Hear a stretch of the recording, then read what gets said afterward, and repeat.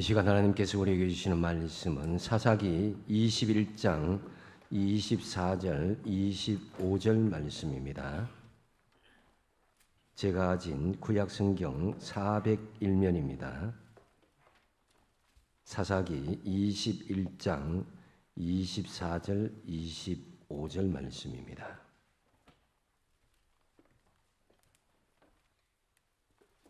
다 찾으신 줄 알고 제가 봉독드립니다. 그때 이스라엘 자손이 그곳에서 각기 자기의 지파, 자기의 가족에게로 돌아갔으니 곧 각기 그곳에서 나와서 자기의 기브로 돌아갔더라. 그때 이스라엘의 왕이 없으므로 사람이 각기 자기의 소견에 옳은 대로 행하였더라. 아멘. 자녀들을 믿음으로 잘 양육하겠습니다. 오늘은 어린이 주일입니다. 아이들을 키울 때가 어렵긴 했지만은 지금은 참 그때가 좋았다라는 그런 그리운 시절이 되고 말았습니다. 요즘 자꾸만 친구들이 손주들 사진들을 핸드폰 바탕화면에다가 펼쳐보이면서 대놓고 자랑질을 하는데 부러우면서도 밉상인 생각이 드는 것은 아마 제 미운 못된 마음인 것 싶습니다. 어쨌든지 남들의 손주 사진을 보는데 공통점은 참 많이 닮았다라는 그런 생각을 해봅니다. 한편으로는 또 손주를 둔 친구들이 공통적으로 하는 말이 내 자식을 키울 때는 몰랐는데 손주를 키우다 보니까 재롱 떨고 특히 자신을 젊은 모습에 나올 때는 미쳐버리겠다, 돌아버리겠다 뭐 하는 그런 경망스러운 말을 그렇게 합니다. 좀 정말 밉상이긴 하지만은 시편 127편 3절 말씀처럼 자식들은 하나님의 기업이요 태의 열매는 그의 상급이다라는 그런 말도 있듯이 인정할 수밖에 없는 것이 현실입니다. 특히 자녀를 넘어서 손주들까지 판박이로 닮아서 나온다는 것은 여러 가지로 의미가 있습니다. 물론 생물학적으로 닮는다라는 그런 차원을 넘어서 말입니다. 그래서 정서적으로 닮고 특히 신앙이 닮아있다라는 생각을 하면요, 참 그 마음이 얼마나 참 자랑할 자격이 있다고 생각합니다. 그래서 손주들이 막 찬양하는 영상을 보내고 성경 암송하는 영상을 보내고 율동하는 영상을 보내고 하면은 그건 정말 하나님 기뻐하시는 좋은 자녀를 줬구나 하는 거기에 진심으로 박수를 보낼 수밖에 없습니다. 자녀는 부모의 얼굴이라 그러잖아요, 그죠? 그래서 나의 모습이 부모의 모습이고 부모의 모습이 또 자녀들에게 또 그대로 이어나가는 것이 현실입니다. 어쩌면은 내가 하는 모든 은행 심사들이 우리의 부모로부터 물려받았고 자녀들이 하는 은행 심사 가운데서도 나에게 음으로 양으로 영향을 받은 것이 적지 않다고 할 수 있습니다. 한편으로 이런 말씀을 드리면은 긍정적으로 받아들이는 분도 있겠지만 한편으로는 또 부정적으로 생각할 수도 있는 분이 있습니다. 왜냐? 자신이 살아온 인생이나 부모님의 살아온 인생 중에서 어두운 부분, 이것만은 대물림하고 싶지 않은데 그것까지 닮아 있으면 마음이 별로 행복하지 않고 불편한 마음이 들기 때문입니다. 로마 시대 당시에는 파트리아 포테스파스라에서 절대 가부장의 권리를 보장하는 가부장적인 법률이 있었습니다. 소위 아버지가 자녀에 대해서 생사여탈권을 쥐고 있는 절대적인 법이었습니다.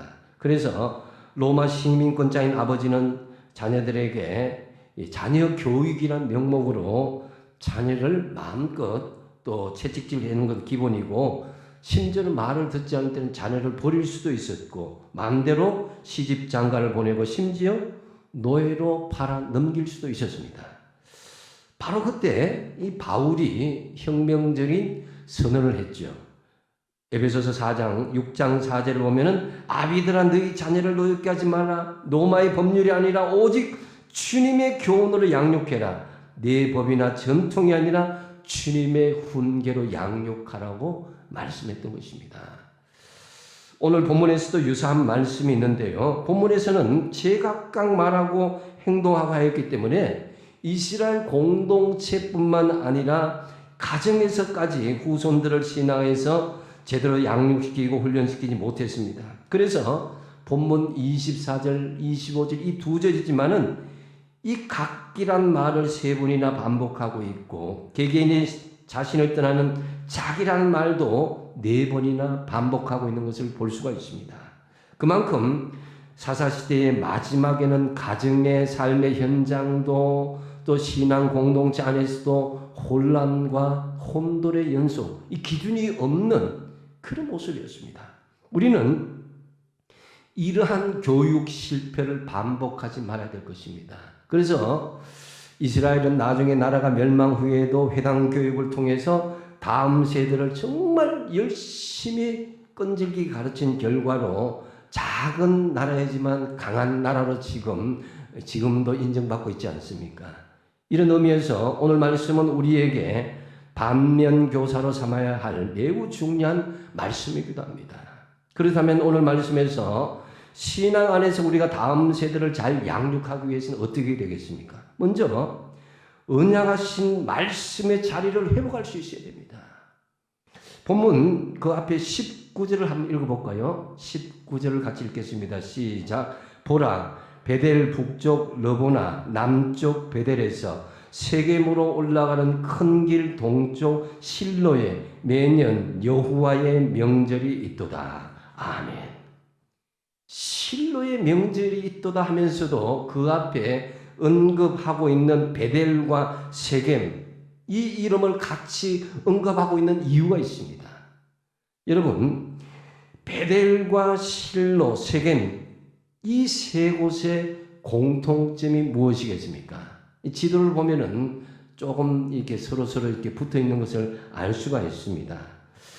근데 이 세겜은 아브라함이 처음 하나님의 언약을 받은 곳인 동시에 이 가나안을 정복한 모세의 명령에 따라서 언약 제사를 드린 것이 세겜이기도 하고요. 그리고 여호수아와 함께 이스라엘 백성들이 언약을 갱신한 곳이 바로 세겜이기도 합니다.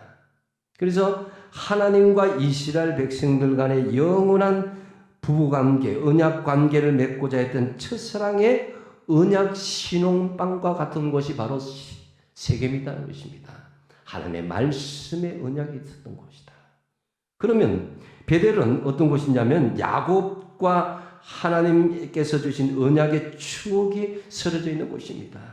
베델 이곳은 야곱이 형 에서로부터 무작정 도망치고 외롭고 두려운 밤에 하나님을 만난 곳이기도 합니다. 그리고 그곳에서 자신의 소원을 드리고 언약의 말씀을 하나님께로 받습니다. 창세기 28장 15절이 그 말씀인데요. 한번 같이 읽겠습니다. 시작. 내가 너와 함께 있어 내가 어디로 가든지 너를 지키며 너를 이끌어 이 땅으로 돌아오게 할지라. 내가 내게 허락한 것을 다 이루기까지 너를 떠나지 아니하리라. 아멘. 하나님의 언약의 약속의 말씀을 받고 야곱은 삼촌 라반 집에서 20년간을 견뎌낼 수가 있었습니다. 그리고 20년간 삼촌 라반 집에 거주하다가 이제 하나님께서 떠날 것을 명령하셨는데 야곱에게 어디로 가냐면 어떻게 자신을 하나님이 명령하냐면은 나는 베델의 하나님이다. 이렇게 스스로 이야기하십니다. 그래 하시면서 처음 말씀을 받고 첫사랑의 체험을 하였던 베델을 기억하라. 그곳으로 가라고 합니다. 그것이 창세기 31장 13절인데요. 나는 베델의 하나님이라. 내가 거기서 기둥에 기름을 붓고 거기서 내게 서원하였으니 지금 일어나 이곳을 떠나서 내 출생지로 돌아가라. 이 출생지라는 것은 야곱이 태어났다기보다는 야곱이 새로 태어났다는 그런 의미입니다. 그런데 야곱이 하나님의 명령대로 베델로 막바로 가야 되는데 그런데 베델로 가지 않고 세상 문화가 발달한 세겜 시장을 구경하고 돌아다녔어요. 이때 창세기 35장에 보면 딸 디나가 성적으로 봉변을 당하고 그래서 그 어려움 속에서 시몬과 레위 두 아들이 보복행위로 잔혹한 살인자가 되어서 가정이 거의 파멸되다시피 하는 그런 풍지박산이 날 지경이 놓였습니다. 그리고 나서야 야곱은 깜짝 놀라서 어떻게 하느냐.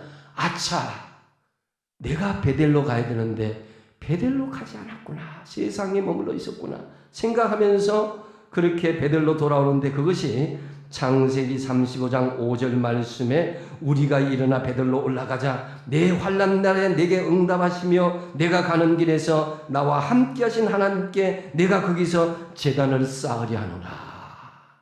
하나님의 말씀을 받고 하나님의 은혜를 받았던 그 첫사랑의 자리로 내가 다시 가서 하나님께 예배를 드리려고 한다, 이런 고백입니다.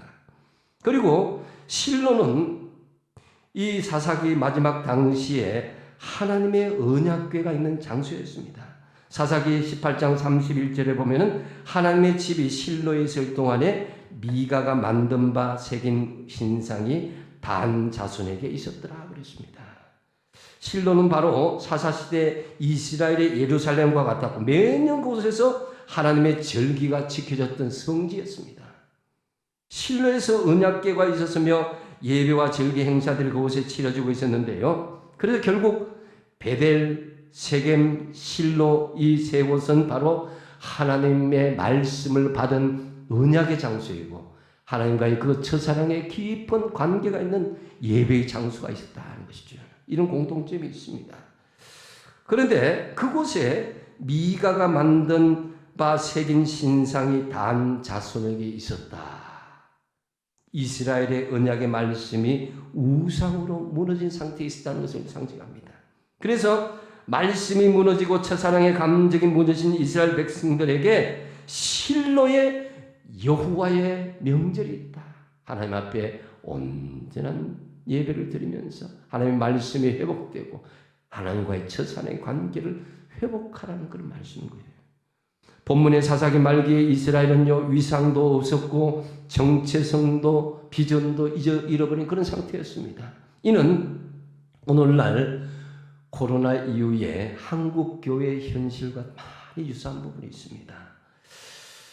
코로나 이후에 동력을 잃어버린 교회, 특히나 청소년 청년들의 복음화율이 3% 미만이라는 소식을 접할 때면은 믿고 싶지 않은 현실이 되고 말았습니다. 꽉 잡고 교회들마다 제잘제들 하던 그 아이들의 소리가 이제는 온데간데 없고, 바로 이때에 우리는 우리 자녀들을 위해서 어떻게 양육해야 되겠습니까? 그것은 바로 하나님께서 우리에게 첫사랑으로 언약하신 말씀으로 돌아가는 이 말씀으로 이해할 수가 있는 것입니다. 사사기 그 말기에 너무나 하나님의 왕권이 무너지고 하나님의 주권이 무너지고 하나님의 말씀이 무너지는 그때에 다시 처음 그 자리, 첫사랑의 자리로, 언약의 말씀의 자리로 돌아가는 그 말씀 우리가 기억해야 된다는 것입니다. 그러기 위해서는 먼저 부모님들이 그 언약하신 하나님 말씀에 바로 쓰고 언약하신 말씀대로 살아가시는 모습을 보여줘야 된다는 거예요. 자녀들을 믿음의 길로 바로 이끄는 최우선의 길은 바로 부모들이 자녀들의 본이 되는 것입니다. 그것의 시작은 말씀을 바로 세우고 말씀대로 살아가는 삶을 보여주시는 것인데요. 그래 함으로 인해서 자녀들을 언약하신 말씀의 자리에 동참시키는 겁니다. 그러면 하나님께서 야곱에게 보이신 첫사랑의 마음을 회복시켜 주실 것이고 언약궤가 있는 실로의 예배가 회복되게 될 것입니다. 참으로 여러분의 가정이 언약하신 하나님의 말씀으로 들어가서 하나님과의 첫사랑의 감격적인 은혜가 풍성하게 회복되기를 축복드립니다. 두 번째로 신앙 안에서 다음 세대를 바르게 양육하기 위해서는요, 하나님을 왕으로 인정할 수 있는 그런 가정이 되어야 된다는 거죠. 25절 상반절에 그때에 이스라엘의 왕이 없었다는 것입니다. 이 사사기에 왕이 없었다는 표현은 4번 이상 표현되고 있는데요. 이 왕이 없다라는 표현은 단순히 백성은 있는데 다스릴 사람이 없다라는 정도가 아니라 나라가 없다라는 정도의 표현입니다. 이 말은 언약이 깨어졌다. 너희는 더 이상 언약의 백성이 아니다라는 것입니다. 왕이 없는데 무슨 나라가 있습니까? 이 말씀은 바로 하나님의 언약의 파기의 선언과 같은 말씀입니다. 하나님 나라의 그런 흔들릴 정도가 아니라 이 하나님과의 관계가 깨어졌다는 거죠. 왕이 없었다. 여러분, 목욕탕에서 옷을 갈아입을 때마다 늘 보이는 글귀가 있죠. 주인에게 맡기지 않는 귀중품은 책임지지 않습니다. 지극히 당연한 말입니다.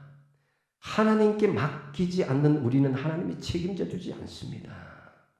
하나님께서 다 책임져 줄 건데, 하나님을 왕으로 인정하지 않고 하나님을 주권자로 인정하지 않는데 어떻게 우리가 하나님께 책임을 다해달라고, 하나님 도와달라고 면목이 설 수가 있겠습니까? 그런데 우리가 하나님을 왕으로 인정하는 데는요, 우리 좋은 일에만 하나님 왕으로 인정합니다. 하나님 이 뜻을 우리가 순종한다, 이게 아닙니다. 내 뜻과 다르고 내 생각과 다르고 내 판단과 다르고 때로는 좋은 일이 아니고 어렵고 힘들고 고난의 길일지라도 그것이 하나님의 뜻이라면, 그게 왕의 뜻이라면 순종할 수, 나갈 수 있어야 되는 것이 우리 신앙의 중심, 그리고 하나님을 왕으로 모신 자의 그런 모습인 것입니다. 10여 년 전에 작고하신 제가 좋아하는 소설가 박완서 씨가 있는데요. 이분은 아주 신실한 그리스도인이었습니다. 근데 믿음 생활 잘하고 부족함이 없었는데 어느 날 갑자기 남편이 57에 갑작스럽게 돌연사고 많았습니다. 너무너무 검술이 좋았기 때문에 남편의 영정사진을 붙잡고 울고불고 하나님 나 데리고 달라고, 하나님 나 데리고 달라고, 근데 살고 싶지 않다고 울부짖고 그렇게 울부짖었습니다. 그런데 3개월 뒤에 이 박완서 씨를 데리고 간 것이 아니라 24살 된 청년, 하나밖에 없는 아들을 하나님께서 데리고 가버렸어요. 그것도 너무나 공부를 잘해서 서울대 의대를 졸업하고 의사수련을 하던 중이었습니다. 얼마나 충격이 컸겠습니까?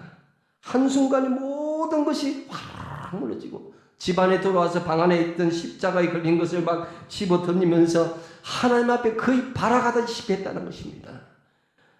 주님께 내 모든 인생을 맡겼는데 어찌 이런 일이 나한테 있을 수가 있습니까? 내 주님께 맡기면 다 평탄할 줄 알았는데 이런 일이 왜 나에게 있습니까? 왜 나입니까? 왜 아들입니까? 왜 우리 남편입니까? 하면서 통곡하고 애통하고 절망했다는 것입니다. 그렇습니다. 우리가 주님을 왕으로 삼고 모든 것을 맡겨도 때로는 우리가 예상치 못한 어려움을 당할 수도 있습니다. 예기치 못한 질병으로 고생을 하기도 하고 사업에 실패하기도 하고 생활고에 시달리고 어려움을 겪고 인간관계가 삐그덕거리기도 합니다. 우리 인생길에 정말 고속도로만 있는 것이 아니라 굽이굽이 돌아서 계곡길과 어려운 난관의 길, 예상과 다른 그런 길이 열리지 않을 때도 있습니다. 오늘날 한국교회의 치명적인 이단 신앙은요, 우리의 현관문을 두드리면서 자기들 교회에 와야지만 구원을 얻긴다고 유혹하는 어느 사이비 교단의 신앙만이 아닙니다. 오히려 우리들이 왕으로 군림하는 그릇된 신앙이 진짜 이단일 수 있습니다. 곧 예수 믿으면 모든 것이 잘 된다, 만사형통 난다, 내가 기도하면 하나님 내 뜻대로 다 들어주신다, 이런 기복신앙이 바로 그것입니다.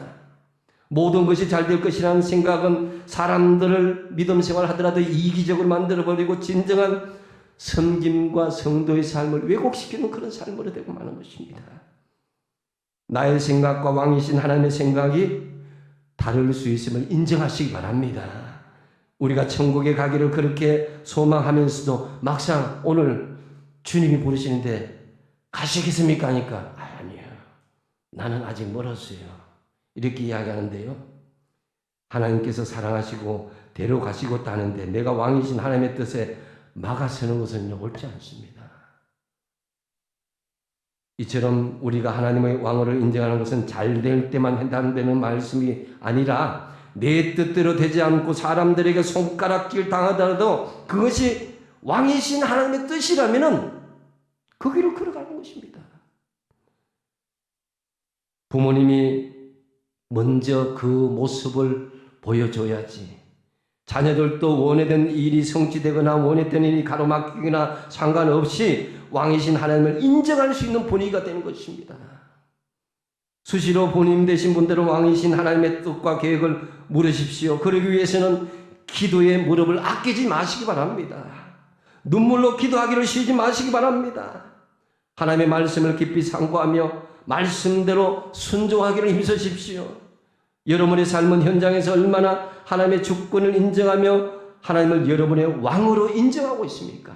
내 뜻과 다르다고 함부로 하나님을 원망하거나 사람을 원망해서는 안 됩니다. 잠언서 3장 6절 말씀에 같이 한번 읽어볼까요? 시작.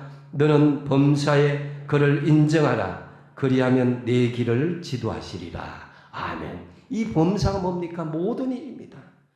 내가 원하는 일에만 하나님을 인정하는 것이 아니라 내가 원치 않는 일까지도 하나님을 인정할 때에 하나님께서 우리의 길을 열어주시고 우리의 길을 형통케 하신다는 것입니다.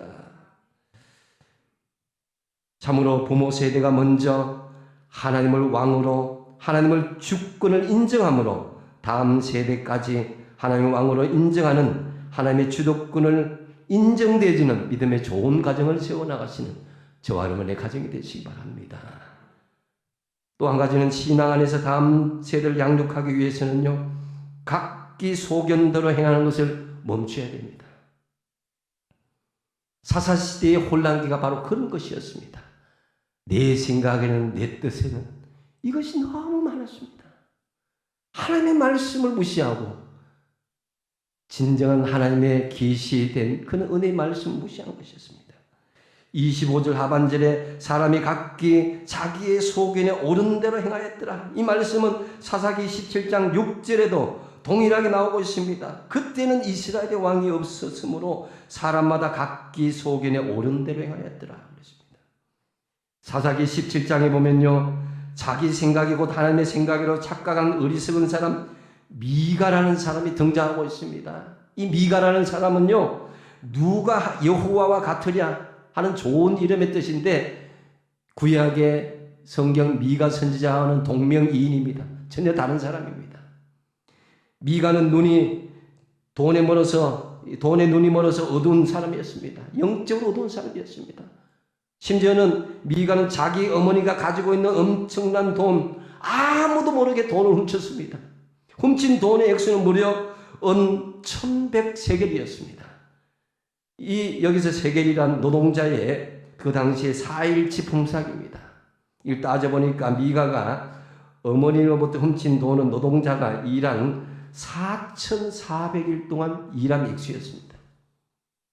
그러면 4,400이라는 말은 머릿속에 얼마가 환산이 잘 안 되죠. 따져보니까 약 한 12년입니다. 4,400일. 이 시세로 환산하면은 노동자의 하루 품삯을 10만 원이라고 했을 때 약 4억 4천만 원을 훔쳤으니까 어머니가 얼마나 난리치고 길길이 날뛰겠습니까? 그리고 돈을 훔쳐간 그 도둑에만 저주를 퍼붓댔습니다. 어머니가. 그런데 돈을 훔쳐간 장본인 보니까 바로 자기 아들이다.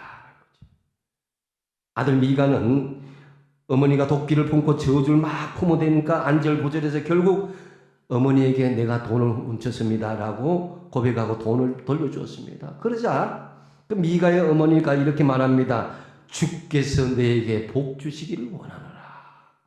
좀 이상하죠, 그죠? 참 훌륭한 가정입니다. 돈을 훔쳤다가 돌려주는 것도 기특하고 또 그 어머니가 아들에게 축복하는 것도 대단합니다.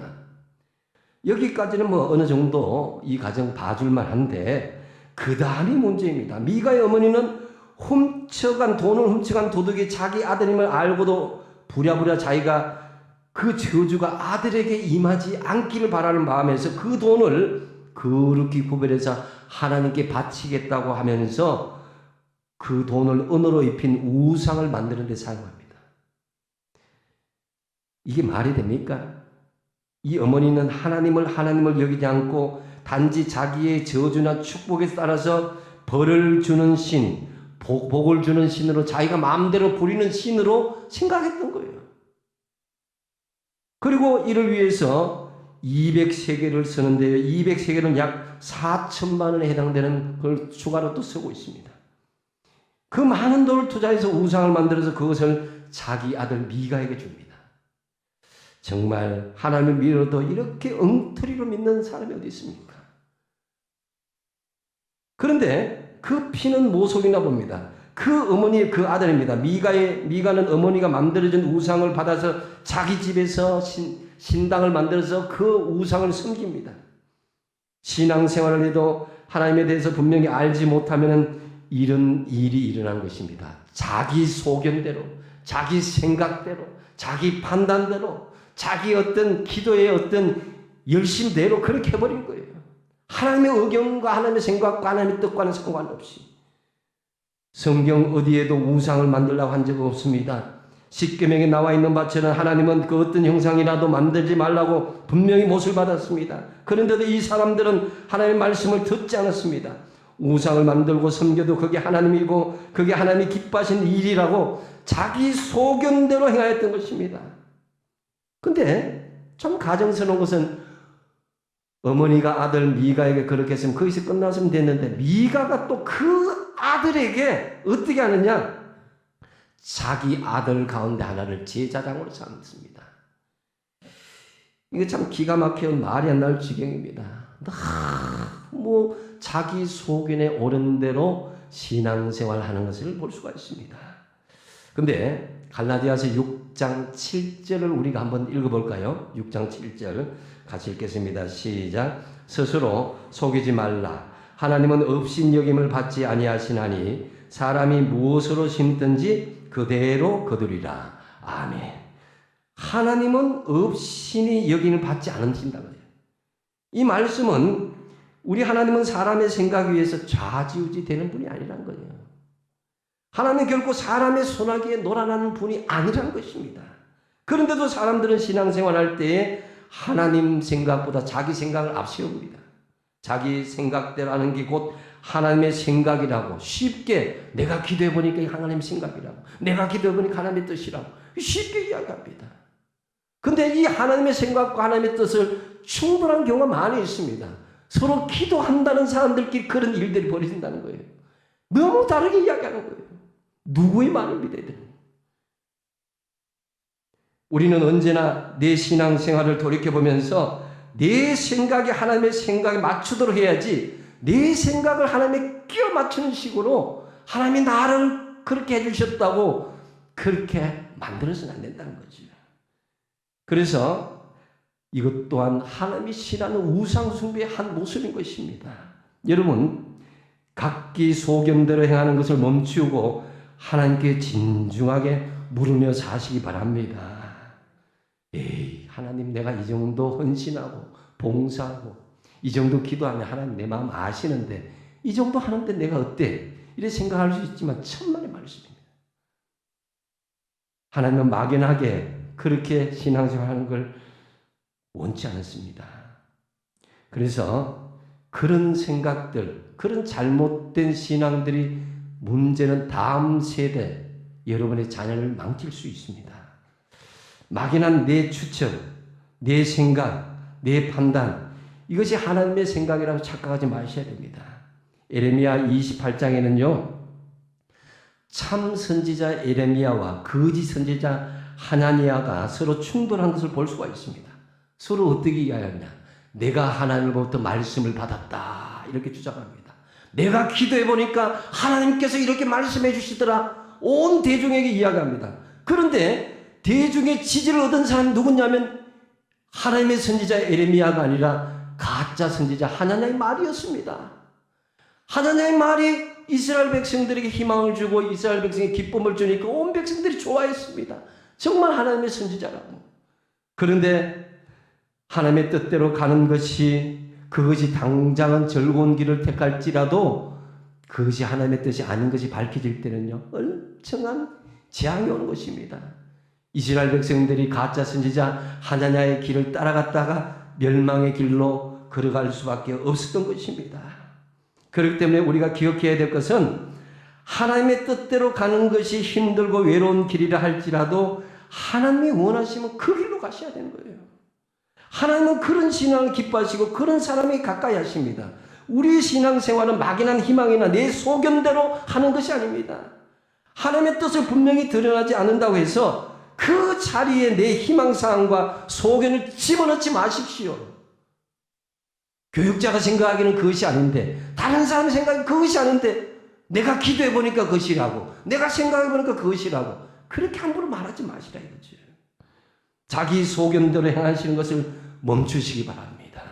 왜냐하면 미가의 어머니의 그런 악한 모습을 통해서 미가가 그렇게 우상 숭배의 길로 빠졌고, 또 미가의 아들까지도 그런 길로 빠진 것을 바라볼 때에 굉장히 우리가 조심해야 될 것입니다. 자기 소견대로 행하는 것을 멈추시고, 특히 다음 세대에게 하나님의 분명한 뜻에만 순종하도록 양육하시는 저와 여러분 되시기 바랍니다. 이제 말씀을 정리합니다. 오늘은 5월 가정의 달을 맞이해서 어린이 주일인데요. 우리는 다음 세대 양육에 대해서 오늘 말씀을 통해서 깊이 상고해 봤습니다.